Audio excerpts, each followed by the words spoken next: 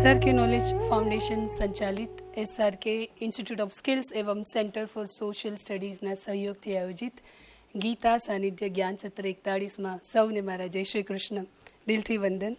આજે આપણે ભણવાના છે, જે શીખવાના છે તે શ્રીમદ ભગવદ્ ગીતાનું 17મો અધ્યાય શ્રદ્ધાત્રય વિભાગ યોગ, જેને માટે આપણી સાથે બહુ સુંદર મજાના વક્તા ઉપસ્થિત છે, જેમની કોઈ ઓળખ લેવાની જરૂર નથી. ગીતા સાનિધ્ય પોતે પણ એક બહુ જ બહોળો પરિવાર બની ચૂક્યો છે અને એક બહુ જ જાણીતી ઉક્તિ છે જે આજના વક્તાને એકદમ સચોટ બંધ બેસે છે, જ્યાં પરિવાર હોય ત્યાં ફરીવાર જવાય. એટલે ભાગ્યેશભાઈ, ડૉક્ટર ભાગ્યેશ ઝા, જે આપણા ગીતા સાનિધ્યના પરિવારના મોબ સમા સદસ્ય છે, તેમનું તાળીઓનો ગડગડાટ કરી સ્વાગત કરીએ.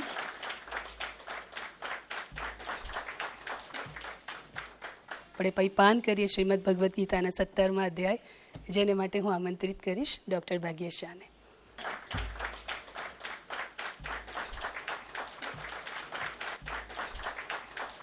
વાગર્થાવિવ સંપૃક્તૌ વાગર્થ પ્રતિપત્તયે જગતઃ પિતરૌ વંદે પાર્વતી પરમેશ્વરૌ.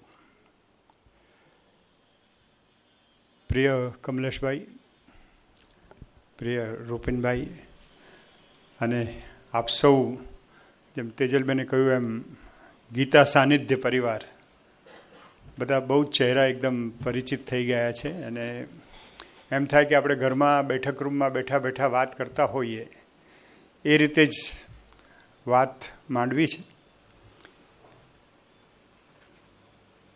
છેક 17મા અધ્યાય સુધી આપણે આવી ગયા. બહુ જોરદાર. આવી યાત્રા આટલી કન્સિસ્ટન્સી સાથે ક્યાંય થઈ નથી, કારણ કે આખા ગુજરાતમાં ગીતાની જે પ્રવૃત્તિઓ ચાલે છે એમાં ઘણા બધામાં હું જોડાયેલો છું. સ્વાધ્યાય પરિવારમાં પણ બહુ નાનો વિદ્યાર્થી હતો ત્યારે તો દાદાને પણ મળેલો, પણ મને લાગે છે કે આટલા એકદમ કાળઝાળ કળિયુગમાં આટલું બધું સાતત્યપૂર્ણ રીતે કોઈએ ગીતાની ઉપાસના કરી હોય તો એ સુરતના આ વિઝડમ હોલને વિઝડમ વાળો બનાવવાવાળા આપ સૌએ. શ્રદ્ધાત્રય વિભાગ યોગ. પ્રિએમ્બલમાં મારા મનમાં 2-3 વિચારો આવે છે. જગતમાં આજે બહુ ચર્ચા ચાલી રહી છે, એટલે હાર્વર્ડના પ્રોફેસર પિંકર, એ ફિલોસોફીના પ્રોફેસર છે અને હમણાં ફેઇથ વર્સિસ સાયન્સ એની પણ બહુ એક પુસ્તક દુનિયામાં ચર્ચાઈ રહ્યું છે, ખાસ કરીને ફિલોસોફિકલ સર્કલમાં. આપણને બધાને પણ ખબર છે કે શ્રદ્ધા હવે ધીરે ધીરે પાતળી પડતી જાય છે. બધાને જોઈએ એવી શ્રદ્ધા નથી. મારા દાદા જે રીતે વહેલા ઉઠીને યજ્ઞ કરતા હતા એવી રીતે મારા પિતાજી નહોતા કરતા. હું તો બિલકુલ નથી કરતો. આપણે જોઈએ છીએ કે ધીરે ધીરે આપણને એમ થાય છે કે આ બધું શું કામ કરવાનું. એટલે 17મો અધ્યાય એ રીતે આપણા માટે બહુ અગત્યનો છે. અહીંયા એક સરસ વાક્ય લખ્યું છે કે ગીતામાં કહ્યું છે કે કૃષ્ણએ કે મારા ઉપર ભરોસો રાખ, પણ સાથે સાથે એ પણ કહ્યું છે કે ભરોસો રાખીને બેસી ના રહેતો. એટલે કર્મ કરજે પણ એમાં ભરોસો ઉમેરજે. આ ભરોસો, આ શ્રદ્ધા, ફેઇથ, બિલીફ સિસ્ટમ, આ બધી વાતો આપણે આમાં ચર્ચા કરવાની છે. હમણાં જ આપણે કાશીરામભાઈ રાણાને યાદ કર્યા છે, વદનભાઈને જોઈને આપણે એક મને વાત યાદ આવી તરત જ કે અમે, હું વડોદરા કલેક્ટર હતો અને એમને લેવા ગયેલો અને પછી પ્રોટોકોલના ભાગરૂપે આવજો કહેવા ગયેલો, તો આખું સ્ટેશન ભરાયેલું હતું. અને આમ અમે નીકળ્યા, વચ્ચેથી રસ્તો પોલીસવાળા કરતા હતા એટલે અમે આમ જતા હતા અને એમને કંઈ આમ હાથ કર્યો અને ખૂણામાં એક નાનકડું ટોળું બેઠેલું, એ લોકોએ હાથ કર્યો. એટલે કાશીરામભાઈ સાથે બહુ સરસ સંબંધ, પરિવારનો સંબંધ. એટલે મેં પૂછ્યું કે તમે કોને હાથ કર્યો એમ. એટલે કે એ સુરતવાળા છે એટલે મેં એમને હાથ કર્યો. મેં તો તમને કેવી રીતે ખબર પડી? તો આટલા બધા દૂર છે ને તમે કેટલા લોકોને યાદ રાખી શકો કે આ સુરતવાળા છે, કેવી રીતે ખબર પડી? એ કે એવું નહીં ભાગ્યેશભાઈ, એવો રૂલ છે કે જે હસતા હોય ને એ સુરતવાળા જ હોય.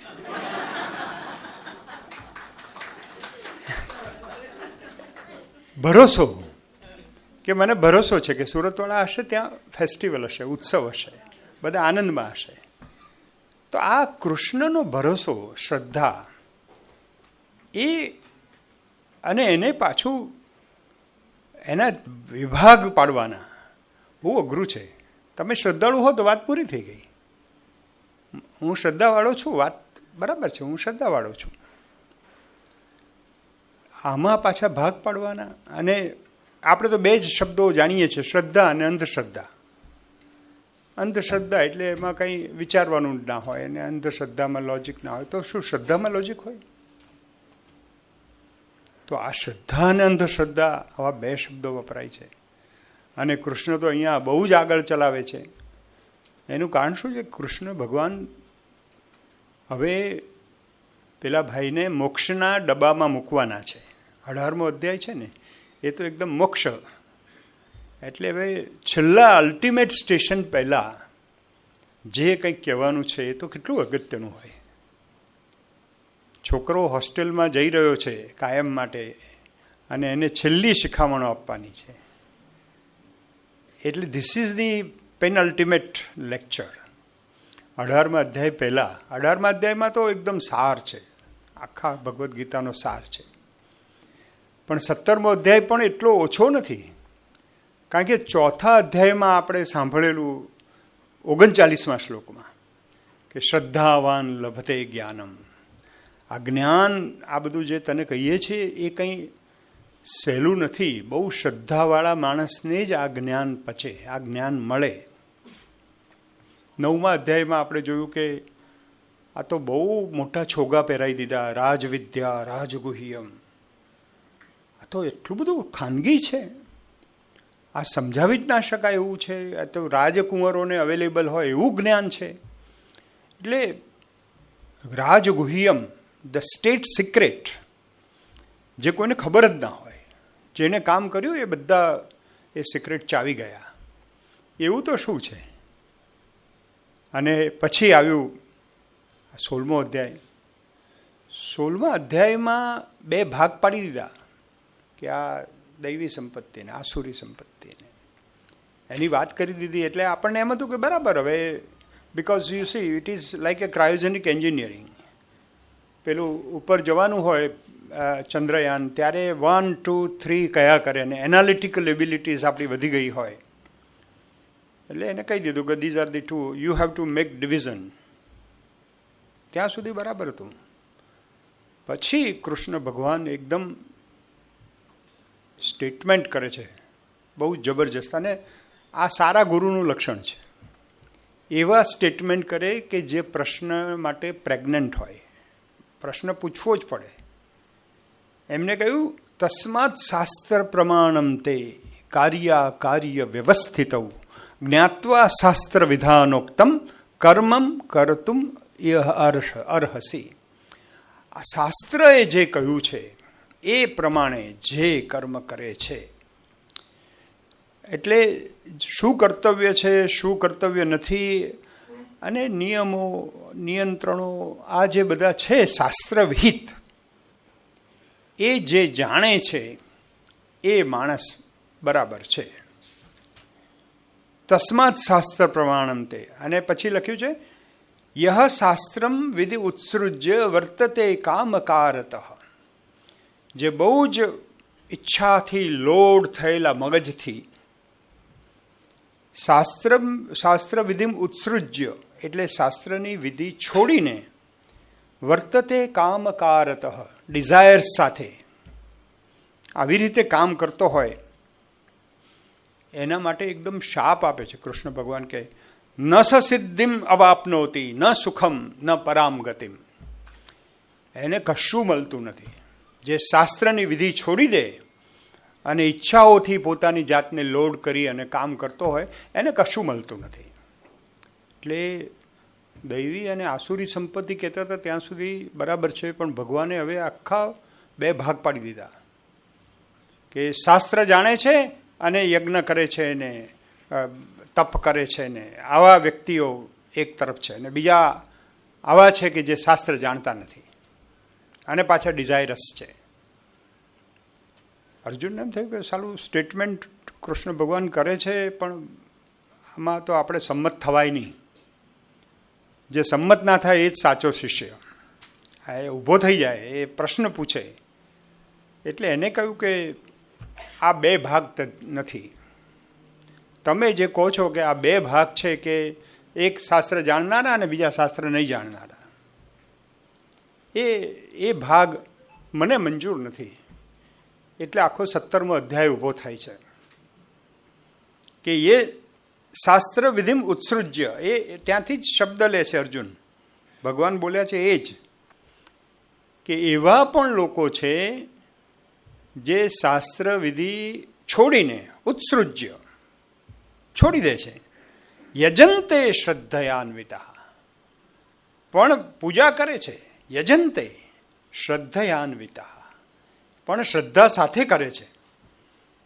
તેષામ નિષ્ઠા ટૂંકા કૃષ્ણ સત્વમાહો રજસ્તમઃ. શાસ્ત્ર નથી જાણતા પણ શ્રદ્ધાવાળા છે, એનું શું? અને એમના કોઈ ક્લાસિફિકેશન હોય? બહુ ડેલિકેટ પ્રશ્ન છે. સત્વ રજસ્તમઃ. અને હું જ્યારે આજે આ અધ્યાયનું ચિંતન કરતો હતો ત્યારે મારા મનમાં બે શબ્દો બરાબર આવ્યા. એક, આમ સ્પિરિચ્યુઆલિટીની તો આપણી જર્ની જ છે, પણ આપણા સમાજમાં જે આજનો રોગ છે ને, એ રિલિજિયોસિટીનો છે. રિલિજિયોસિટી, આપણે બહુ ધાર્મિક થઈ ગયા છીએ. બધા શ્રદ્ધાવાળા દેખાય છે બહુ, પણ શ્રદ્ધાવાળા હોય એવું હોય નહીં, જરૂરી નથી. અને 17મો અધ્યાય છે ને, એ કી નોટ એડ્રેસ છે. આ 17મો અધ્યાય ખિસ્સામાં હોય ને તો આપણે ખોલી નાખીએ આ ચાવીથી, કે આ ભાઈ દેખાય છે. મારી એક જ પંક્તિની કવિતા છે કે એ કવિ કહેવાય છે પણ છે નહીં. કહેવાતા હોય પણ હોય નહીં, કારણ કે કવિ હોય તો જુદા પ્રકારનો વ્યક્તિ હોય, એનું અંદર બહાર એક હોય, એના શબ્દોમાં પ્રફુલ્લિતતા હોય, એ કંઈક કુદરત સાથે એકત્વ અનુભવતા હોય, અને પ્રેમમાં નિષ્ફળ ગયા હોય તો એ પણ પાછું બરાબર એની બી તાકાત હોય, એની પણ એક તેજ હોય. હમણાં અમારા સાહિત્ય અકાદમીમાં એવા લોકો આવે છે, મને કે સાહેબ મેં વાંચ્યું છે કે પ્રેમમાં નિષ્ફળ જઈએ તો આપણને ગઝલ સારી લખાય. મેં કીધું વાહ, કે એટલે બસ હું 3 મહિનાથી મહેનત કરું છું પ્રેમમાં નિષ્ફળ જવાની.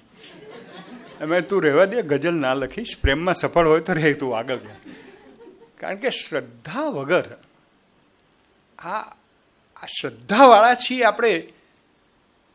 શ્રદ્ધા શેની છે? કઈ શ્રદ્ધા છે?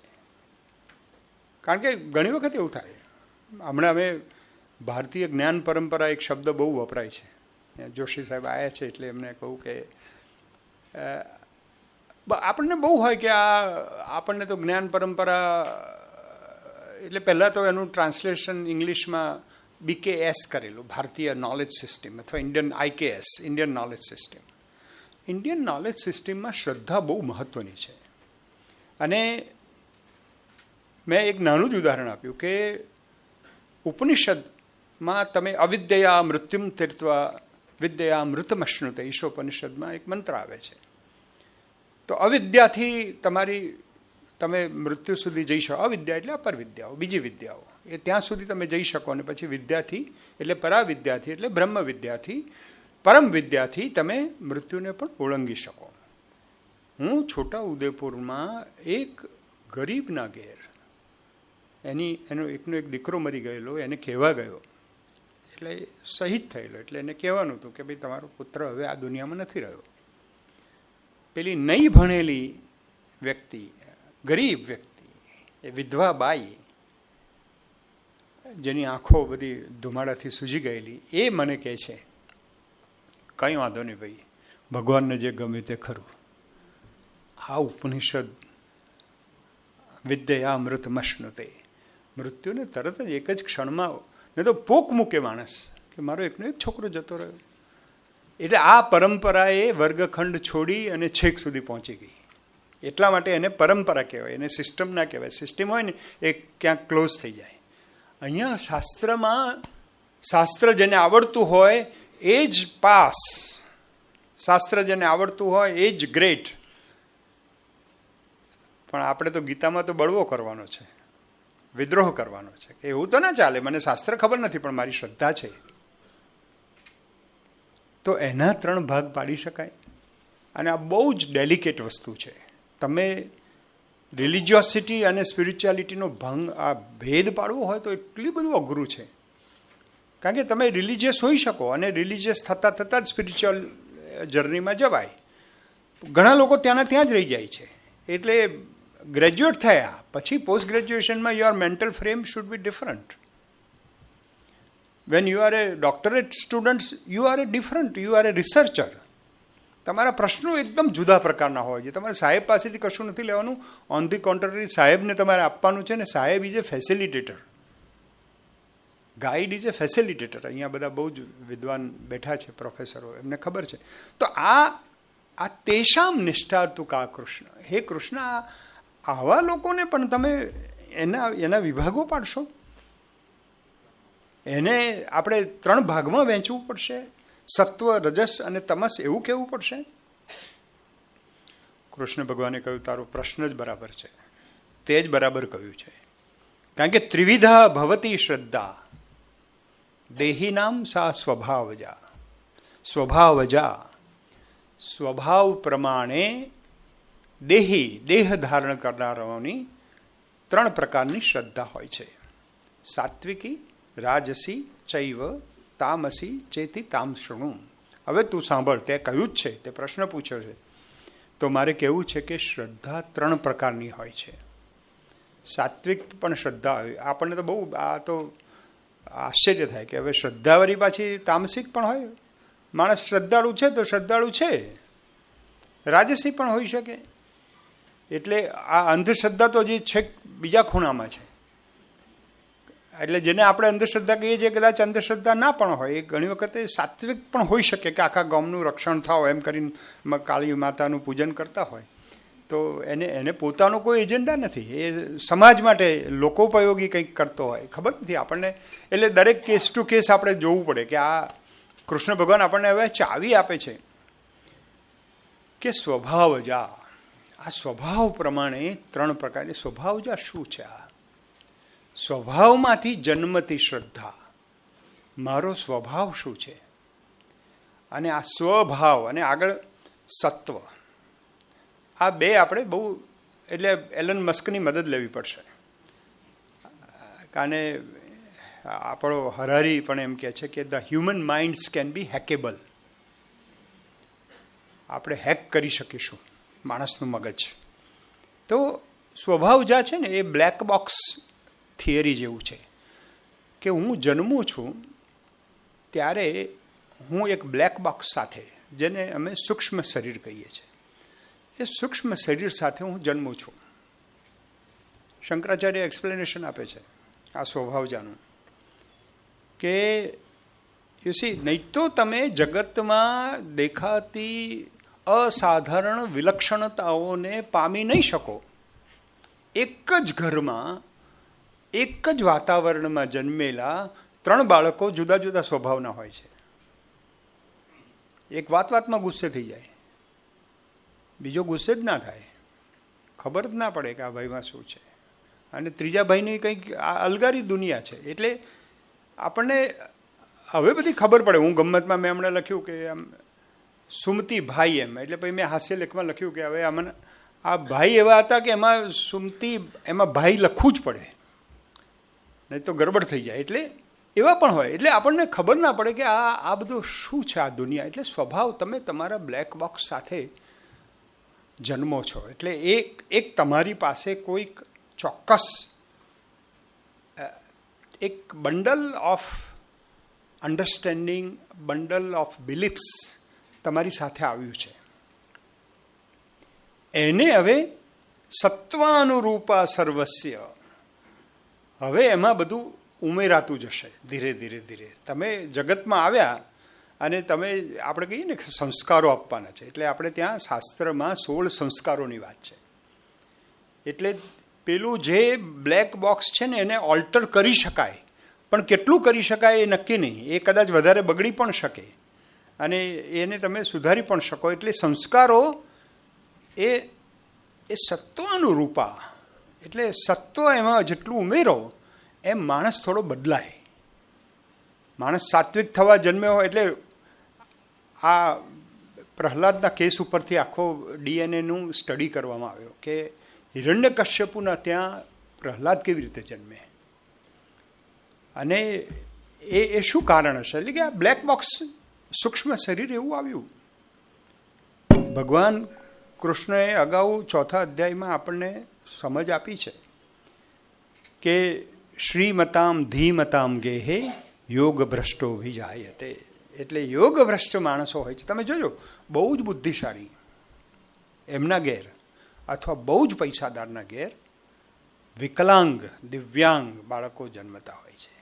એ યોગભ્રષ્ટ હોય છે, પણ એટલા માટે એના પ્રકાર પ્રમાણે આપણે બહુ મહેનત કરીએ છીએ. આ જગત which cannot be explain, we are trying to infer some nuances કે જેમાં કોઈક માણસ યોગભ્રષ્ટ થયો હોય તો એના બૌદ્ધિક કારણસર થયો હોય તો એને બહુ જ બુદ્ધિશાળી માણસને ઘેર જન્મ લેવો પડે અને કંઈક ભયાનક પાપ કરી દીધું હોય પણ અધરવાઇઝ બહુ સાત્વિક રીતે હોય તો એને સજા રૂપે કોઈ પૈસાદારના ઘેર એટલા માટે કે એને અગવડ ના પડે પણ એને જે સજા કરવાની છે સજા પણ ઓછી ના થાય. એટલે ઈશ્વરની આ રચના આમાં કંઈ હું કહું છું એ અંતિમ સત્ય છે એવું નહીં. We are all trying to understand the reality. અત્યારની જે ચર્ચા છે શ્રદ્ધા કેમ પાતળી પડી ગઈ છે, આ સ્વભાવજા અને સત્વાનુરૂપાનું એક કારણ એ છે કે શંકરાચાર્ય તો એમ કહે છે કે પ્રાચીન વૃદ્ધા દર્શનાથ, એટલે બધા વૃદ્ધોને અને મારા આચાર્યોને અને મારા પૂર્વજોને જોઈને હું આવું કરું છું. મને ખબર નથી નવરાત્રિમાં આવું ક્યાં લખ્યું છે આવું કરવાનું, પણ મારા દાદા કરતા હતા, મારી મા કરતી હતી, એટલે હું પણ કરીશ. 8મીથી હું પણ ઉપવાસ રાખીશ, હું પણ દીવો કરીશ. મને ખબર નથી દીવો શું કામ રાખવાનો, મને ખબર નથી અખંડ બ્રહ્માંડ નિપાવ્યા શું કામ કહેવાનું, અને પઢવે પંડિતમાં. ભલે હું તો મારા છોકરાને વર્ગ અખંડમાં જ મૂકું છું, પણ અખંડ બ્રહ્માંડ એમ ગાઉં. પણ એટલે 360 ડિગ્રીની મને ખબર નથી, પણ મને ખબર પડી છે કે આવું બધું છે. એટલે શાસ્ત્ર મને ખબર નથી, એટલે શાસ્ત્ર નથી જાણતો, પણ મને શ્રદ્ધા છે. તો આ સ્વભાવજા છે જે મને વારસામાં મળ્યું છે. અને પછી સત્વાનુરૂપા સર્વસ્ય. સત્વ એટલે આ બધા પ્રકૃતિના બધા ગુણો સાથે હું જેમ જિંદગીમાં આવ્યો બહાર અને મોટો થતો ગયો એમ મારું ઇન્ટરેક્શન વધતું જાય છે અને ધીરે ધીરે મારો પિંડ બંધાતો જાય છે. કારણ કે કોઈ પણ વ્યક્તિ શ્રદ્ધા વગરનો હોઈ જ ના શકે. કોઈ પણ વ્યક્તિ, ઇવન અ ક્રિમિનલ. યોગમાં તો એવું કહે છે કે જે માણસને મર્ડર કરવાનું હોય છે ને એ સૌથી મોસ્ટ ફોકસ્ડ હોય છે. એ તો એકદમ બહુ એને નક્કી જ કરેલું હોય છે, એને ન પકડાય એવી રીતે જવાનું હોય છે ને આનું, એટલે he has his own planning. તો આ રીતે એટલે પછી ભગવાન એક બહુ મોટું સ્ટેટમેન્ટ કરે છે. હવે સાયકોલોજીનું સ્ટેટમેન્ટ આવે છે, શ્રદ્ધામયો યમ પુરુષ. આ પુરુષ એટલે આ માણસ એ શ્રદ્ધામય હોય છે. એનો સ્વભાવ જ છે. એ જન્મ્યો એટલે એ શ્રદ્ધા સાથે આવ્યો અને પછી જગત સાથે ઇન્ટરેક્શન કરે છે, એટલે એની શ્રદ્ધાનો પિંડ બંધાય છે, એનું વ્યક્તિત્વ બંધાય છે. અને એમાંથી જ એ નક્કી થાય છે કે શું થશે અથવા શું છે. યહ શ્રદ્ધા સહ એવ સહ. આ શ્રદ્ધા જેનામાં જે પ્રકારની છે એ એનું વ્યક્તિત્વ છે. જેવી શ્રદ્ધા, મારામાં આ શ્રદ્ધા છે તો હું આવો છું, મને શિવમાં શ્રદ્ધા છે તો હું શૈવ છું, મને માતાજીમાં શ્રદ્ધા છે તો હું શાક્ત છું, મને વિષ્ણુમાં શ્રદ્ધા છે તો હું વૈષ્ણવ છું. આ શ્રદ્ધા કેવી રીતે ડેવલપ થઈ છે. પણ હવે આ શ્રદ્ધા જો ખાલી મૂર્તિ પૂજા કે ખાલી પૂજા પાઠ કે ખાલી શાસ્ત્રમાં રહેશે તો પ્રોબ્લેમ થશે. અને એટલા માટે હવે સાયન્સનું ઇન્ટરફિયરન્સ થયું. સાયન્સે એવું કહ્યું કે ભાઈ science is the only way of knowing.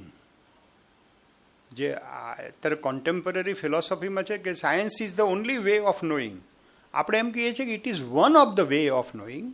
There is another way of knowing is contemplation and metaphysics. કે મને હું આંખ બંધ કરું છું અને મને એક કવિતાની પંક્તિ આવે છે તો એ પણ it is also a matter of knowing. It's a way of knowing. There is a another way of knowing. Science is one way of knowing. એટલે આ શ્રદ્ધાનું જે વાત છે, અને આપણે જોયું છે, આપણને કદાચ આપણે પૂરી શ્રદ્ધાથી ના, પણ લોકો નવરાત્રમાં આરતી કરતાં કરતાં એટલા એકાકાર થઈ જતા હોય છે માતાજી સાથે કે રડતા હોય. હવે તમે રડી જ ના શકતા હો તો તમારું નસીબ, તમારી શ્રદ્ધા એવી પાતળી. પણ પેલા બહેન કે પેલા ભાઈને એકદમ શ્રદ્ધા છે, અને સખત શ્રદ્ધા છે. જે તમને ખાલી પથ્થરની મૂર્તિ લાગે છે એને એમાં ભગવાન almighty, the energy centre, whole cosmos, એને ત્યાં કોન્સન્ટ્રેટેડ લાગે છે. તમને નથી લાગતું કારણ કે તમારી શ્રદ્ધા પાતળી છે. તમે સત્વાનુરૂપા ડેવલપ ના થયા. સ્વભાવમાં હતી, સ્વભાવમાં કશુંક લઈને જન્મ્યા હતા, પણ અટકી ગયા તમે. એટલે આપણે જ્યારે કહીએ ને DNA તપાસવામાં આવ્યો હિન્દુ, મુસ્લિમ, ક્રિશ્ચિયન બધાનો ભારતમાં, તો ભારતમાં બધાના DNA એક સરખા લાગ્યા. કેમ કે બધાએ ક્યાંક ને ક્યાંક ઉપનિષદના મંત્રો સાંભળ્યા જ છે. ઈશાવાસ્ય મિદમ સર્વમ યત કિંચિત જગત્યામ જગત. એક મુસ્લિમ ડ્રાઈવર પણ જો સ્ટેરિંગ ઉપર બેસે અને આમ કરે ને, આમ, તો એનો અર્થ એમ કે એને ઈશાવાસ્ય મિદમ સર્વમ, એને ખબર પડી ગઈ છે ઈશનું રાજ છે આખું, જે આ અવની વિષય. જ્યાં જડ ચેતન બધામાં ઈશ્વર છે, એવી એને અંદરથી એના બ્લેક બોક્સમાં શ્રદ્ધા પડી છે. અને એટલે એ સ્ટિયરિંગને પણ પગે લાગે છે. પછી સત્વાનું રૂપ, પછી બધું બાકીનું આગળ પાછળનું આવ્યું એટલે એને બધા કહેવા માંડે કે ના, તું તો જૈન છે, તું તો મુસ્લિમ છે, તું તો વૈષ્ણવ છે, તારથી આમ ના કહેવાય, તારથી આમ ના કરાય. એટલે એ એની બિહેવિયરલ પેટર્નમાંથી એના માનસિકતાને ઘડવામાં આવે છે. અને એટલા માટે કહે છે કે જેવી જેની શ્રદ્ધા એવું એનું વ્યક્તિત્વ. યત શ્રદ્ધા સહ એવ સહ. Descartes, French philosopher. I think therefore I એમ.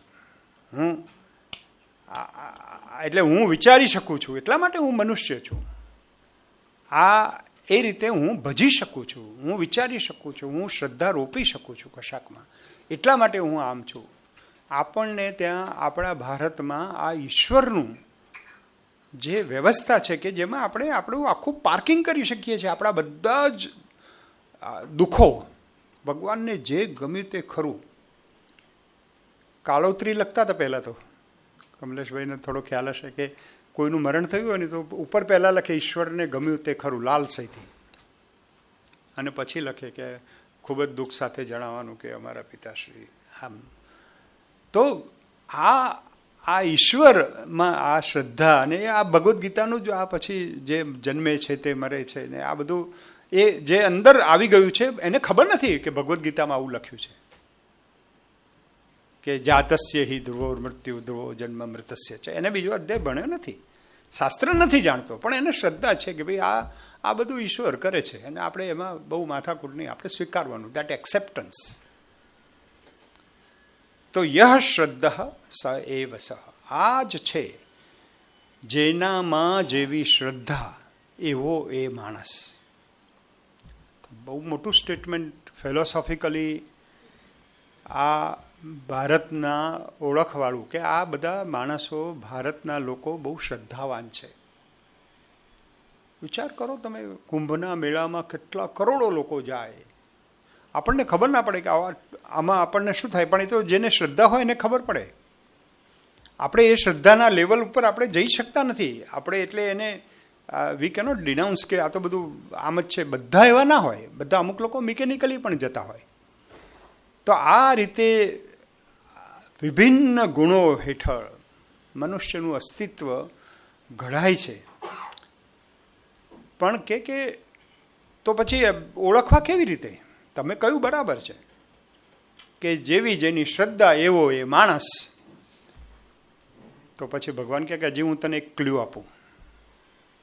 એક ઓળખ આપું કે આ ભાઈ જે છે એ પૂજા કોની કરે છે? એને કહ્યું ને કે યજંતે, શાસ્ત્ર વિધિમ ઉત્સૃજ્ય યજંતે શ્રદ્ધયાન્વિત. પ્રશ્નમાં છે યજંતે, જે પૂજા કરે છે, શ્રદ્ધયાન્વિત. તો પછી યજંતેને એક્સપાન્ડ કરે છે. યજંતે શબ્દનો અર્થ આપે છે યજંતે સાત્વિકા દેવાન. જે સાત્વિક લોકો છે, સાત્વિક શ્રદ્ધાવાળા છે, એ દેવોની પૂજા કરે છે. યક્ષ રક્ષાંશી રાજસાહા. રાજસ વૃત્તિવાળા લોકો યક્ષ રક્ષાંશી અને પ્રેતાન ભૂત ગણાશ્ચાન્યે યજંતે તામસા જના. આ ત્રણેય પ્રકારના લોકોનું હું તને ઇન્ડિકેશન આપું, એમની ઓળખ છે આવી કે એ લોકો યજંતે સાત્વિકા દેવાન. સાત્વિક લોકો છે એ દેવોની પૂજા કરે છે, શિવની પૂજા કરે છે, વિષ્ણુની પૂજા કરે છે, માતાજીની પૂજા કરે છે, ગણપતિની, હનુમાનની, રામની, બધા 33 કરોડ દેવો. આપણે તો બહુ એ સગવડ છે, કેટલા બધા દેવો. એમ બધા કહે કે મને કોઈ પૂછતું હતું, હું અમેરિકામાં ભણતો હતો, કે 33 કરોડ દેવોના નામ ક્યાંકથી મળશે? મેં કીધું એમાં કંઈ એમાં ટેલિફોનની ડિરેક્ટરી જેવું ના હોય. અમે એવું માનીએ છીએ કે everybody has some divinity inside. કોઈ માણસ બહુ જ રાઈસ થાય. આપણે પહેલાં પાટલું આવતા હતા ને, પેલા 80-20 વાળા, એટલે નાયલોન અને પેલું સિન્થેટિક્સ 80-20નું હોય, એટલે જ્યાં હાઈએસ્ટ હોય 90% તમે સાત્વિક થઈ જાઓ તો તમે દેવ જ છો, મારા માટે તમે પૂજ્ય છો. એટલે હવે એમ કે છે કે તારી શ્રદ્ધા છે ને, તો તારું શ્રદ્ધેય શું છે? તું શ્રદ્ધાનું અવલંબન કોના ઉપર કરે છે? એના ઉપરથી થોડી આપણને સમજ પડે કે આ સાત્વિક છે, રાજસિક છે કે તામસિક છે. શિવની પૂજા કરે તો એને ઓટોમેટિક દુનિયાના કલ્યાણની જ વાત કરવી પડે. તન્મે મનઃ શિવ સંકલ્પમસ્તુ, વંદે દેવ ઉમાપતિમ સુરગુરુમ, વંદે પશુનામ પતિમ. પશુનામ પતિમ, જેને આટલા બધા લોકોની બધું કલ્યાણ સિવાય કોઈ વિચાર જ તમને ના આવી શકે. અથવા યસ્યામ આમ યમ બ્રહ્મા વરુણેન્દ્ર રુદ્ર મરુત સ્તુન્વંતિ દિવ્યૈ સ્તવૈ વેદૈ સાંગ પદક્રમ પનિષદૈ ગાયંતિ યમ સામગા ધ્યાનાવસ્થિત તદ્ગતેન મનસા પશ્યંતિ યમ યોગિન યસ્યાંતમ ન વિદુઃ સુરાસુરગણા દેવાય તસ્મૈ. કૃષ્ણ વૈષ્ણવજન તો તેને રે કહીએ, જે પીડ પરાઈ જાણે રે. આ નાગરિક શાસ્ત્ર છે, નરસિંહ મહેતાએ આપેલું. તમે જુઓ, એટલે માણસ કેવો થઈ જાય, એ તમે દેવોને પૂજતા હો તો તમે સાત્વિક, તમારી ભક્તિ સાત્વિક છે. એટલે યજંતે સાત્વિકા દેવાન યક્ષ રક્ષાંસી રાજસા. યક્ષ છે ને એ કુબેર ને બધા આખા યક્ષ લોકો, યક્ષ બધા પૈસાદાર લોકો છે. અને રક્ષ એટલે રાક્ષાંશ. આપણે આમ જાડું ભાષાંતર કરીએ ને તો ધનવાન અને બળવાન. યક્ષ રક્ષાંશી રાજસ. આપણે બધા રાજસિક લોકો છીએ મોટા ભાગના. અને on the brink, on way to become sattvik. કેટલાક on way to become tamasik. આમ રાજસિક, મેજોરિટી પીપલ આર રાજસિક. એટલે આપણને બહુ બળવાન અને બહુ ધનવાન, યક્ષ રક્ષાંશી રાજસાહ. એટલે એમની આપણને પૂજા કરવાની ઈચ્છા થાય કે ભાઈ આમને કંઈક સિદ્ધિઓ મેળવી છે. આપણે એમને શ્રદ્ધેય ગણીએ, એમનામાં શ્રદ્ધા રાખીએ. પેલા દેવોમાં શ્રદ્ધા રાખે છે એ એકદમ સાત્વિક લોકો છે. પ્રેતાન ભૂત ગણાશ્ચાન્યે યજંતે તામસા જના.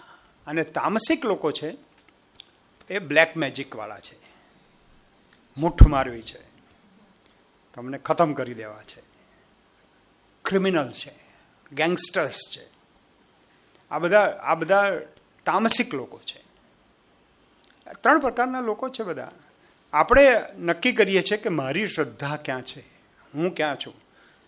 17મો અધ્યાય એ પ્યોરિફાયર છે. તમને અંદરથી ને બહારથી તમારા સૂક્ષ્મ શરીર થકી પ્યોરિફાય કરવાની.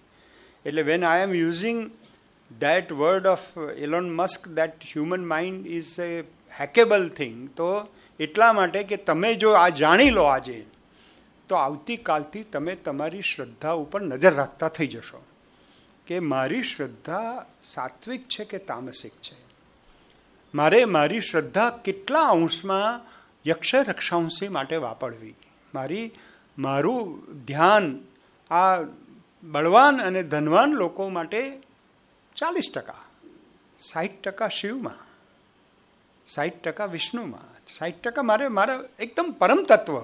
હું કોઈ વ્યક્તિની કે કોઈ આવા જે ફોલિબલ વસ્તુ છે એમાં હું શું કામ મારું આખું અસ્તિત્વ રોપી દઉં?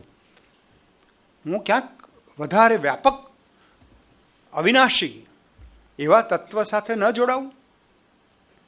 તો યજંતે સાત્વિકા દેવાન. હવે કહે છે કે તો આમની રીત શું હોય છે? આ તામસિક લોકો, સાત્વિક લોકો, એનું શું છે? તો આગળ સરસ વિધિ શું એમ કરે છે, કેવી રીતે વર્શિપ કેવી રીતે કરે? તમે કહ્યું કે આને વર્શિપ કરે છે, પ્રેત અને ભૂત, અને કાળી ચૌદસના દિવસે સ્મશાને જાય છે ને બધું કાળા કપડાં પહેરે છે, બાંધે છે ને ઘોર અઘોર બધા તપસ્વીઓ છે. પણ એમનો હેતુ શું છે? અને શું કહે છે કે અશાસ્ત્ર વિહિતમ ઘોરમ તપ્યંતે એ તપોજના દંભા અહંકાર સંયુક્તા કામરાગ બલાન્વિતા. એમનું દંભ અને અહંકાર માટે તપ હોય છે. તપ કરે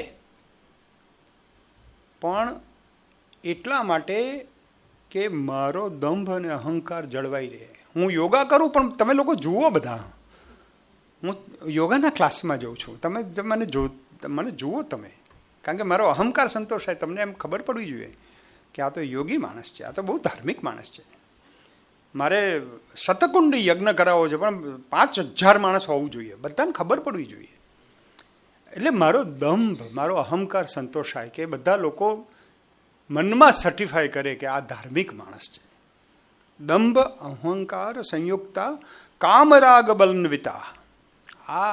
આવી રીતે બધા જે કરે છે. એટલે ફાધર વાલેસ યાદ આવે. હમણાં મેં ફાધર વાલેસને બહુ ઉજવ્યા. ફાધર વાલેસ સરસ કહેતા હતા કે છોકરાને મેં પ્રશ્ન પૂછ્યો હતો કે ગણિત ભણવું છે કારણ કે સાયન્સમાં જવું છે, સંસ્કૃત ભણવું છે કારણ કે એમાં માર્ક વધારે આવે છે, ભૂગોળ શીખવા છે કારણ કે શિક્ષિકા સારી છે, ટ્રાફિકના નિયમો પાળવા છે કારણ કે પોલીસ છે.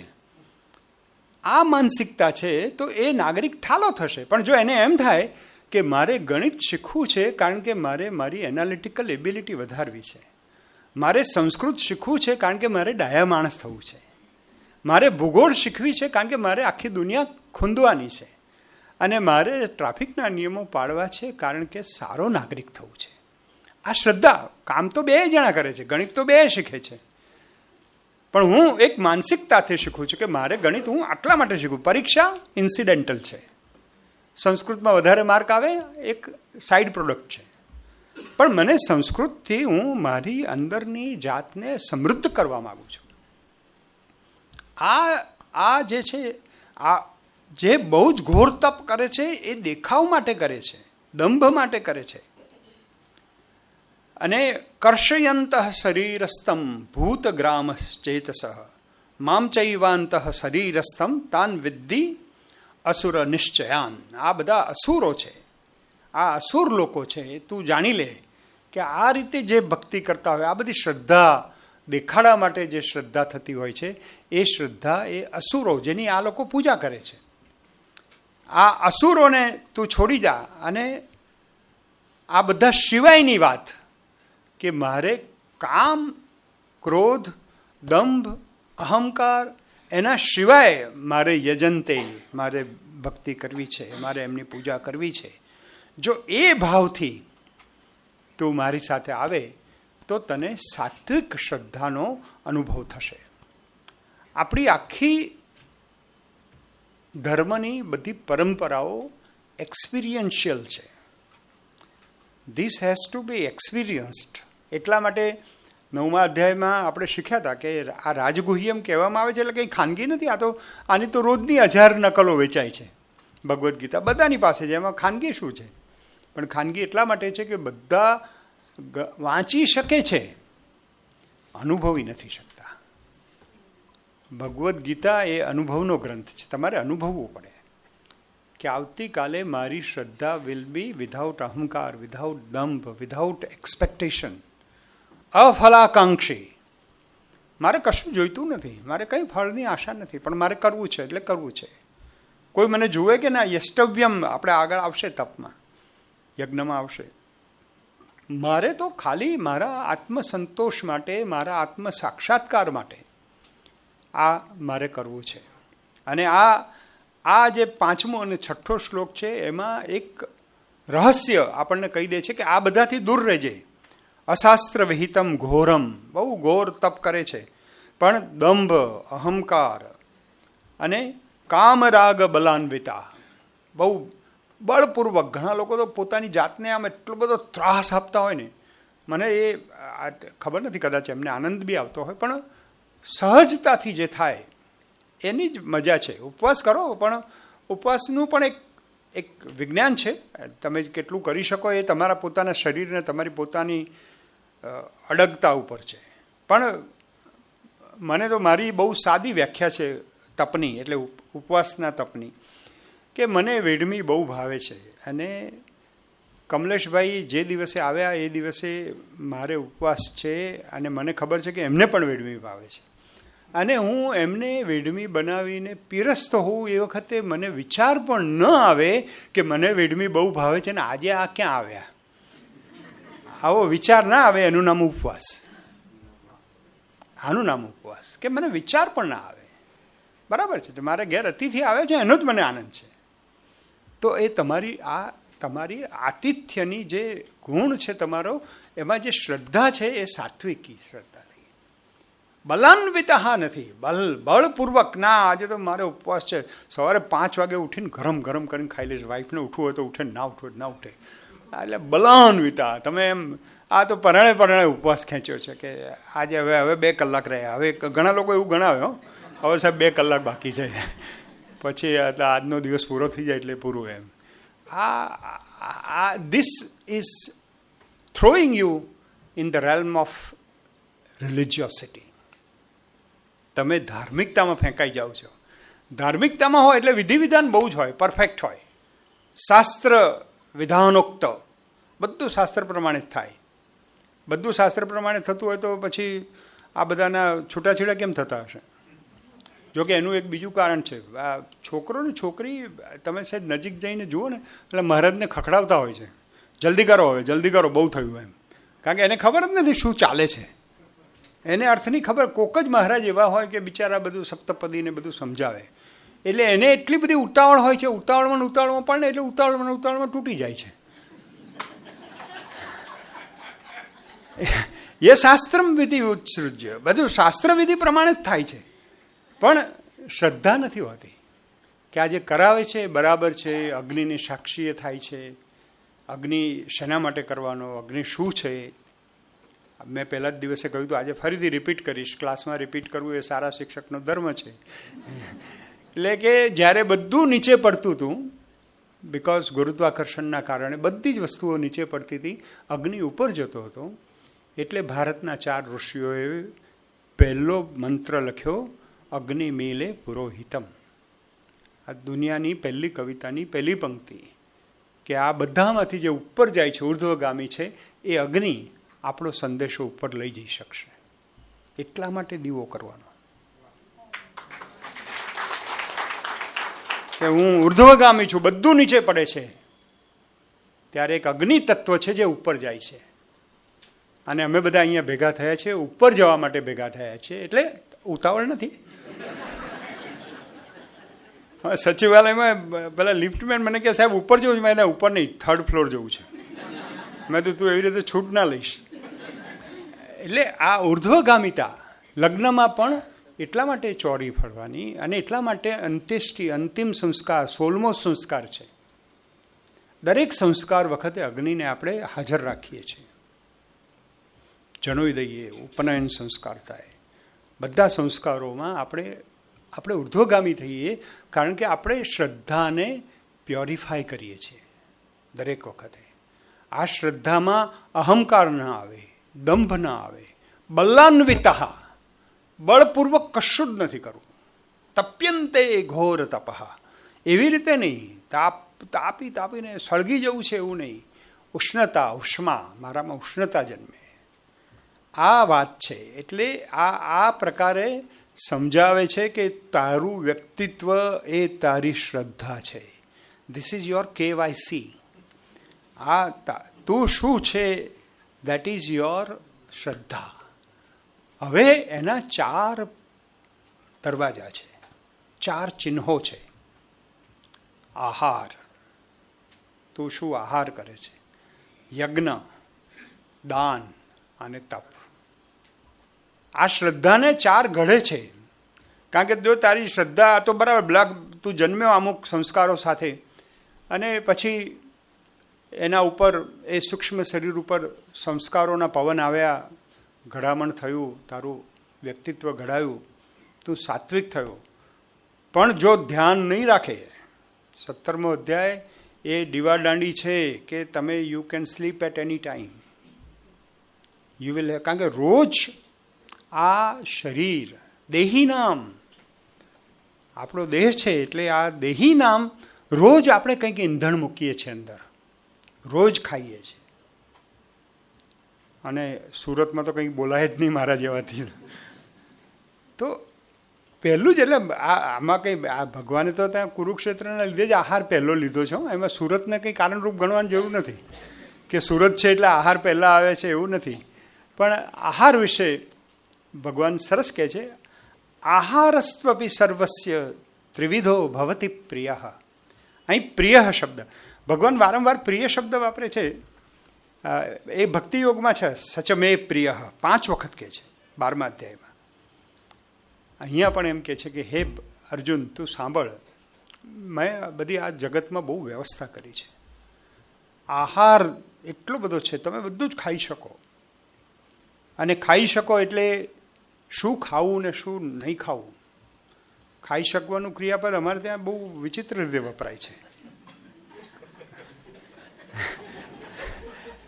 એટલે આપણે જમવું એવું જ રાખવું. આહારસ્ત્વપી સર્વસ્ય યજ્ઞસ્તપસ તથા દાનમ તેષામ ભેદમ ઇમમ શૃણુ. હવે હું તને આ યજ્ઞ, તપ, દાન અને આહાર, આના ભેદ હું તને સમજાવું છું. શેના માટે જમવાનું? તો આયુઃ, સત્વ, બલારોગ્ય, સુખ, પ્રીતિ, વિવર્ધના. જબરજસ્ત છે. તમારે ખાવાનું છે તો શેના માટે? આયુ, સત્વ અને બલ, આરોગ્ય અને સુખ, એનું વર્ધન થાય, એની વૃદ્ધિ થાય. જમવા બેસી એટલે આપણે રુજુતાને પૂછી લેવું પડે કે આ ખાવાથી થશે કંઈ, આમાં ફાયદો છે? રસ્યાહા, બહુ રસાળ, સરસ. જમવાનું કેવું સરસ હોય છે, કેવી તૃપ્તિ થાય છે આપણને. રસ્યાહ સ્નિગ્ધા સ્થિરા રુદ્યાહ આહારા સાત્વિક પ્રિયા. રસવાળા, સ્નિગ્ધ, થોડું ઘી. આયુર્વેદવાળા તો એમ ઘીનું બહુ જ મહત્વ ગણે છે. ઘી જ જીવન છે, ઘી જ સર્વસ્વ છે. ઘી ખાઓ સાહેબ. એમ જ કે જો તમે આયુર્વેદવાળા ત્યાં જશો તો કે તમે એમ કરો, ગરમ દૂધમાં થોડું 1 ચમચી ઘી લેવાનું રાખો. જો એમની છૂટ મળે ને તો ચામાં ઘી ન ખાવે. અમારે એક મારવાડી મિત્ર છે, તો એ એટલું બાકી જ એમને એટલું જ રાખ્યું છે, અને કે ચામાં પણ ઘી નાખીને ખાવ, પીએ. અને એવું છે, ઘણા લોકો ચામાં પણ ઘી નાખીને પીવે છે. આપણા સૌજીભાઈના મિત્રો બધા પોરબંદર આવે હતા હમણાં, ત્યારે એમને મને ચા પીવડાવી કે અમારી ચા પીવો સાહેબ. તો એ એકદમ ઘીવાળી ચા પણ હોય, એટલે ઘી બધામાં ઘી નાખે. રસ્યાહા, રસવાળું તો હોવું જોઈએ. સ્થિરા, આ ચાઇના માટે છે. સ્થિરા, સ્થિર પણ હોવું જોઈએ. એટલે અમુક સંચાલકો હોય છે ને કવિ સંમેલનોમાં, અમુક વખતે અમે સાહિત્ય અકાદમીમાં આ બધો એટલો બધો લાભ મળે છે મને, કે અમુક સંચાલકો છે ને આમ ચાલ કરતા હોય. એટલે હું તો અધ્યક્ષ તરીકે મારે તો બધાને સાંભળવું જ પડે, બધાની કવિતાઓ સાંભળવું. આ તે માનસિક સ્થિરતા માટે ગીતા વાંચું. એટલે પછી પતી જાય ને પછી એક બધા 2-3 લોકો આવીને કે સાહેબ કેવું રહ્યું આમ તેમ. એટલે પછી હું કહું, પેલા ભાઈ જે સંચાલન કરતા હતા એટલું બધું દોડતા હતા ને એટલું બોલતા હતા, મેં કીધું ચાઇનીઝ નોનવેજ જેવું લાગે. ચાઇનીઝ નોનવેજમાં કેવું છે કે તમે જો એ વાનગી ખાઈ ના લો ને તો ચાલીને બહાર જતી રહે. એટલે સ્થિર રુદ્યા તમને આમ જોવું ગમે, આનંદ થાય, પ્રસન્નતા થાય, સુગંધ આવે. આમ આપણને ખબર પડે કે વઘાર કર્યો છે. અમે તો તમને લોકોને તો આ યુનિવર્સિટીમાં આ સગવડ જ નથી. હું તો વિવેકાનંદ આર્ટ્સ કોલેજમાં ભણતો હતો, રાયપુર ભજીયાની સામે. અમારું 3જા માળે અને પછી બીજામાં આમ બારીમાંથી ફ્લેટ દેખાય અને અમારા સાહેબ કે શ્રી ભગવાન હુઆ છે એમ બોલે અને ત્યાં પેલા બેન વઘાર કરે. એટલે તમને ખબર પડે કે આ રુદ્યા આહાર સાત્વિકા પ્રિયા. એટલે રુદ્યા આનંદ આપનારો હોવો જોઈએ. તમને આમ આપણે જુઓ, તમે 56 ભોગ ધરાવે છે ત્યારે કેવું આમ આંખને ઠંડક, એમ લાગે કે આટલું બધું સરસ છે અને ભગવાને મને ડાયાબિટીસ આપ્યો છે. એટલે આ વિરોધાભાસ આપણને એમ થાય કે આ હું ખાઈ શકું એના માટે મારે શું કરવું? તો ચાલવું જોઈએ, કસરત કરવી જોઈએ. તો આ છે શંકરાચાર્ય એકદમ બીજી કક્ષાથી વાત કરે છે કે તમે જ્યારે જમવા બેસો ત્યારે કયો શ્લોક બોલવાનો? તો અન્નપૂર્ણે સદા પૂર્ણે શંકર પ્રાણ વલ્લભે જ્ઞાન વૈરાગ્ય સિદ્ધ્યર્થમ ભિક્ષામ દેહી ચ પાર્વતી. તમારી પત્ની પીરસતી હોય ત્યારે આ શ્લોક બોલવાનો કે અન્નપૂર્ણે સદા પૂર્ણે, હે અન્નપૂર્ણા, તારા લીધે મારા ઘરમાં અન્નના ભંડાર ભરેલા છે. અન્નપૂર્ણે સદા પૂર્ણે શંકર પ્રાણ વલ્લભે, શંકરને આનંદ આપનારી પાર્વતી હતી એવી તું છે અને તું હવે મને પીરસ. ભિક્ષામ દેહી ચ પાર્વતી, પણ શેના માટે? જ્ઞાન વૈરાગ્ય સિદ્ધિઅર્થમ. હું જ્ઞાનની અને વૈરાગ્યની સિદ્ધિ પ્રાપ્ત કરી શકું એ માટે ભિક્ષામ દેહી ચ પાર્વતી. પાર્વતી તું મને પીરસ, મને ભિક્ષા આપ. આ શંકરાચાર્યનો શ્લોક છે જે અમને શીખવાડવામાં આવેલો. અમે નાના હતા જમતી વખતે આજે પણ આ શ્લોક બોલીને જ જમીએ. એટલે તમે વિચાર કરો આપણા સંસ્કારો, આ હેકિંગ નથી પણ મોડિફાઈંગ ધ માઇન્ડ, કે તમે you can modify your mind. તમને સતત આ વાત યાદ આવ્યા કરે કે ના, આપણે તો આટલા માટે જમવાનું છે. તગડા ફગડા આપણે કંઈક આપણે કંઈ એથ્લેટ નથી થવું કે ઓલિમ્પિકમાં ભાગ નથી લેવું કે આટલા 2 ડોલ ભરીને દૂધ પી જવું, કંઈ જરૂરી નથી. આપણે આટલું શરીર ચલાવવાનું છે, એના માટે મેન્ટેનન્સ આટલું માગે છે, એટલે આ કરવું જોઈએ. પણ કટુ, તીખું, ખાટું, અતિ શબ્દ વચ્ચે વાપર્યો છે.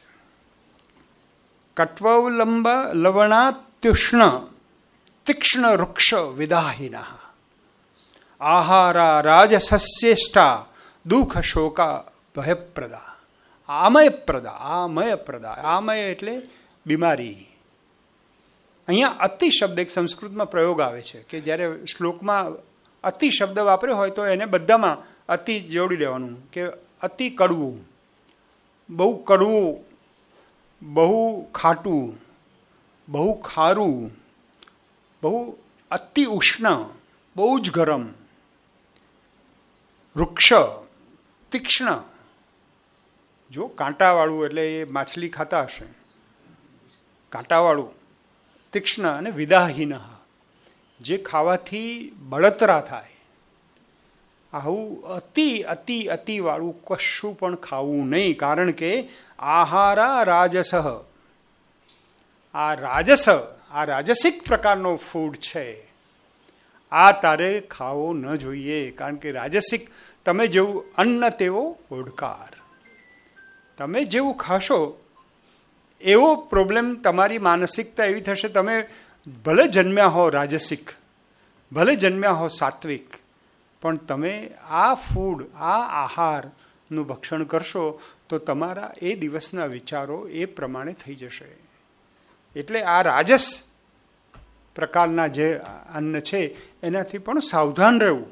આપણે રાજસિક જ ખાઈએ છીએ બધું લગભગ, પણ સાત્વિક ખાશો તો તમને સુરતવાળાઓને મારો કોઈ અધિકાર જ નથી એને કહેવું, પણ કોઈ દિવસે એકદમ ખીચડીને આપણે જે આપણા બધા જે સાત્વિક બધા સરસ આહાર છે આપણા બધા સ્વાદિષ્ટ છે, એવું નથી કે એમાં સ્વાદ નથી, પણ એ સાત્વિક આહારને લીધે તમને તમારી માનસિકતા સરસ થશે. નહીં તો આ દુઃખ શોક અને આમય એટલે અનારોગ્ય બીમારી પણ તમને આપી શકે. એટલે આ રાજસિક ફૂડ છે. પેલા સાત્વિક ફૂડ હતા જે રસ્યા સ્નિગ્ધા સ્થિરારુદ્યા, અને આ આહારા રાજસ.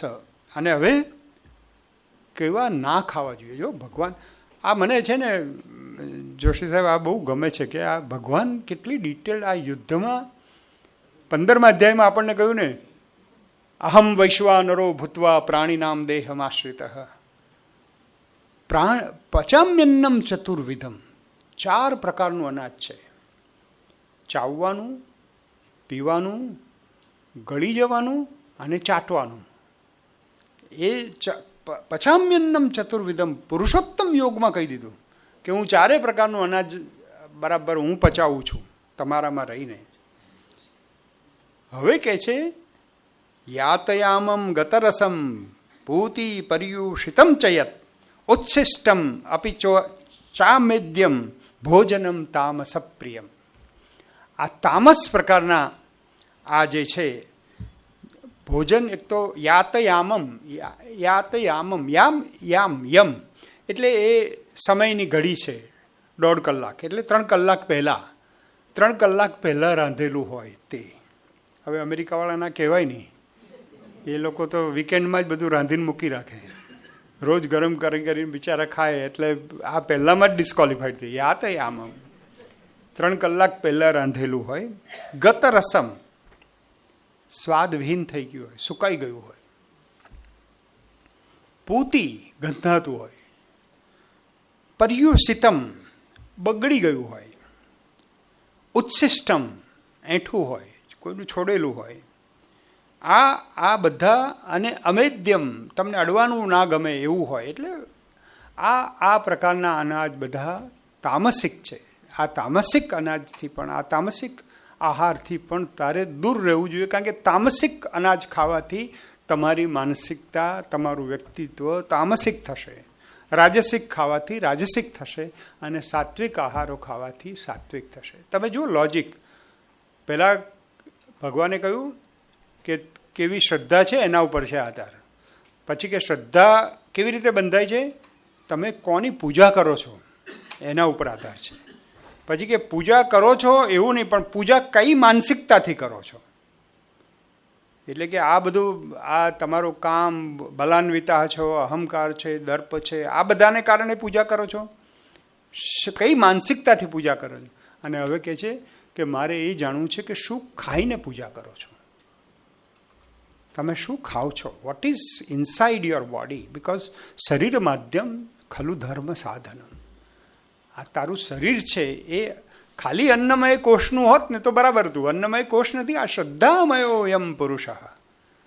શ્રદ્ધાનું પણ કન્સ્ટ્રક્શન ચાલે છે અંદર અને બહાર. એટલે આ શ્રદ્ધાના કન્સ્ટ્રક્શનમાં કઈ કઈ વસ્તુઓ, કયો માલ તમે વાપર્યો છે એ મારે જોવો છે. અને એટલા માટે શ્રદ્ધાત્રય વિભાગમાં આપણે શ્રદ્ધાનો આ એક સેગમેન્ટ અહીંયા પૂરો કરીએ છીએ. કારણ કે શ્રદ્ધા આપણે પહેલાં જોઈ લીધી, 3 પ્રકારની શ્રદ્ધા અને 3 પ્રકારના આહાર. ડુંગળી અને લસણને શું કામ તામસિક જાહેર કરેલા છે? કટ્વ અમ્લ એમાં આવી શકે, પણ સાયન્સ હેઝ પ્રૂવડ અધરવાઇઝ. એટલે એનાથી જો તમસ થતું હોય, તમને એવું લાગે, હું એને બિલકુલ છોડી દેવાના મૂડમાં નથી. એટલે સાયન્ટિફિકલી પ્રૂવડ કે ભાઈ લસણ is very good in heart diseases. અહીંયા ડૉક્ટરો બેઠા છે એટલે આપણે તો સ્વીકારવું પડે. યુ સી, એટલા માટે શાસ્ત્ર એટલે શાસ્ત્ર અને શ્રદ્ધામાં બેલેન્સ તો કરવું જ પડશે. અને આજે એવું થયું છે કે વિજ્ઞાન એટલું બધું આપણી પાસે અવેલેબલ છે, તો વી હેવ ટુ અન્ડરસ્ટેન્ડ કે ભાઈ આ અને ક્યાંક તો આપણે કરવું પડે. પણ પેલું વાસ આવે અને એનાથી એસિડિટી વધે એવા જે આહારો છે એ આમય તો કરે જ છે. એટલે તમે કંઈક એને થોડું એવોઇડ કરો અથવા પ્રમાણમાં ખાઓ. તો I think that is what I can explain. Sir, ત્રિવિધા ભવતી શ્રદ્ધા એટલે કોઈ પણ દેહધારીમાં 3 પ્રકારની શ્રદ્ધા હોય છે. તો ક્રિમિનલ્સ અથવા તો આતંકવાદી એમાં કોઈ પ્રકારની શ્રદ્ધા હોય છે કે શ્રદ્ધા જ નથી હોતી? હોય જ. એ લોકો તમસ હોય એમનામાં, બહુ જ 90% તમસ તમારા ઉપર એકદમ કહે ને કે એને અસવાર થઈ જાય તમારા ઉપર, ત્યારે તમે કોઈને ખૂન કરી શકો. નહીં તો તમે કોઈનું ખૂન કરી ના શકો, અને તમે નહીં તો એક્સપ્લેન જ ના કરી શકો. જો આ વિશ્વ ઈશ્વરે બનાવ્યું હોય તો કોઈનું ખૂન શું કામ કરે? કારણ કે આપણે તો એવું માનતા નથી કે ડેવિલ શેતાન અને આ છે. આપણે તો એવું કહીએ કે ભાઈ બરાબર છે, કે પણ તમારામાં તામસ વૃત્તિ એટલી બધી વધી જાય કે તમે યુ બીકમ ક્રિમિનલ. એટલે આ બધા તામસિક લોકો છે જેને શોર્ટકટમાં ધડાધડ કરીને કશુંક મેળવી લેવું છે અથવા કોઈને સીધા કરવા છે. આપણે એવું માનીએ છીએ કે ભગવાન જ બધાને સીધા કરશે. નમસ્તે સર. હા, નમસ્તે. ખાલી રેકગ્નિઝન જોઈએ છે તમારું. ઘણી બધી પૂજાઓમાં 3 પ્રકારના ભોગ લગાવાય છે. ખીર જે સત્વગુણી છે, ચણા અને મગ જે રજોગુણી છે, અને કોળું. એકચ્યુઅલી આપણે હિન્દુઓ પેલું મારકાટમાં માનતા નથી એટલે કોળું ધરાવે. તો ભગવાનને યજ્ઞમાં કે કોઈ પણ પૂજામાં 3 આહાર ધરાવીને એટલે આપણે 3 શ્રદ્ધાને સંતુષ્ટિ આપે છે, એવો કઈ અર્થ છે એનો? ના, એમાં એ એજ્યુકેટિવ વધારે છે. એ એટલે જે હોતા અથવા અધ્વર્યુ અથવા યાજ્ઞિક હોય ને, યાજ્ઞિક જે યજ્ઞ કરાવતા હોય એ યાજ્ઞિકે એને સમજ આપવી પડે કે આ યજ્ઞમાં આ કોરું છે એ તમસનું પ્રતીક છે, એટલે તારે એને ત્યાજ્ય ગણવાનું છે. અને એટલા માટે 4 રસ્તે જઈને મૂકી આવવાનું કે ભાઈ આ આપણે આ નથી કરવાનું, આને ઘરની બહાર રાખવાનું છે. આવું મારી સમજ છે. એટલે જો આ જગત તો છે જ આખું, 100% તો સાત્વિક તો દુનિયા છે જ નહીં. આપણે જે ઈચ્છીએ એવું આઈડિયલ તો છે જ નહીં. માયાનો આખો પ્રપંચ છે અને બધા ભલા લોકો ફસાય છે આમાં. અને એટલા માટે તો આપણે ભગવદ્ ગીતાનું પારાયણ કરીએ છીએ કે જેથી આપણે આપણા ઉપર વોચ રાખી શકીએ. આપણે આગળના અધ્યાયમાં એ વાત તો આવી જ છે કે 3 ગુણને સમ રાખવાના. હા, એટલે તમારે બેલેન્સ કરવું પડે. કારણ કે તમ તો હોય, તમે પણ રહેવાનું જ છે તમારામાં. તમે દાખલા તરીકે તમે કોઈ મોટા ઓફિસર હો તો તમારે ગુસ્સો પણ કરવો પડે, તમારે પ્રશ્નો પણ હોય. તમે એવા લોકો સાથે કામ લેવાનું હોય કે જે 24 કલાક ખટપટ કરતા હોય. હવે એમની સાથે ડીલ કરવાનું હોય તો તમારે થોડું એટલીસ્ટ તામસિક, મેં એક વખત કદાચ અહીં કહ્યું હતું કે નહીં ખબર નથી, પણ પ્લાન્ડ એંગર પણ રાખવો પડે. ગુસ્સો પણ પ્લાન કરીને કે આજે મારે ગુસ્સે થવું છે, એકદમ પ્લાન્ડ, તો એ તો કરવું પણ પડે. એટલે કારણ કે તમસ છે જ, જગતનું અસ્તિત્વ જ છે. નહીં તો ભગવાને કહ્યું જ ના હોત કે હવે ભગવદ્ ગીતા સાંભળે એને તમસનું જરૂર, તમસને ઓળખતા ના હોય ત્યારે તો ભગવદ્ ગીતામાં આવ્યા હોય. પણ એને પણ બતાવવું તો છે જ કે આ તમસ પણ છે, એટલે તારે સાવધાન રહેવાનું છે કે આવા લોકો પણ છે, આવો ખોરાક પણ છે, આવી વૃત્તિઓ પણ છે. એટલે તો સમ એટલે એ જ છે કે તમારી ગતિ, મોટાભાગના લોકો રાજસિક હોય તો તમારી પાસે 2 શક્યતાઓ છે કે you can either become tamasik or you can become sattvik. તમે સાત્વિક થાઓ એના માટેનો આ પ્રયત્ન છે, જેથી તમે રાજસિકમાંથી સાત્વિકમાં પ્રમોશન પામો. નહીં તો તામસિકમાં સરી પડો તમે. વિવેક ભ્રષ્ટાનામ ભવતી વિનિપાતો સતમુખ. એટલે એકદમ જો પડ્યા ખાઈમાં તો ગયા, અને આમ જાઓ તો હિમાલયના દર્શન થાય. એટલે ક્યાં છો તમે એના ઉપર છે અને કેવી તમારી ગતિ છે. 7:30. Thank you. આપણે આવતા સોમવારે પછી બાકીના શ્લોકો લેશું. એટલે તપ, દાન અને યજ્ઞ એની વાત કરીશું. ત્યાં સુધી જય શ્રી કૃષ્ણ.